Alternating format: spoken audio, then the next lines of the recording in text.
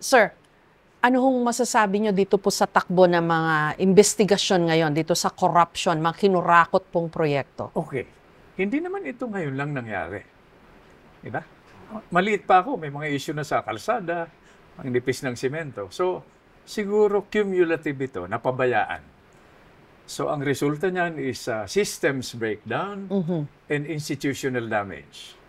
And historically, paulit-ulit natin ginagawa.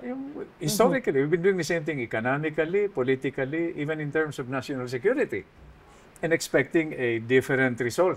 Kasi naalala ko ho, isa yan sa mga ipinaglaban nyo eh. Reform. Reform in the armed forces, in the government, in politics. At naalala ko, may isa kayong interview na I happen to have eavesdropped in kay Gwen Robertson, yung mga foreigner na mga journalist noon.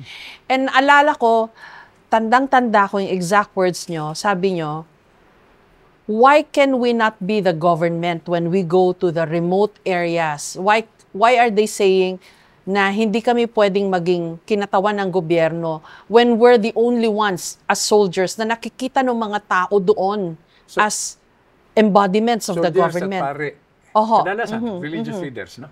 So may vacuum. Opo. Kung wala ang gobyerno, sino magpupuno ng vacuum na yun? Rebelde, kriminal. Diba? Those who operate outside the law. Opo. Ay, ito anecdotal to, no? Sundalo, punta ka. May kalaban doon, may kriminal, may rebelde. So punta naman kami. Diba?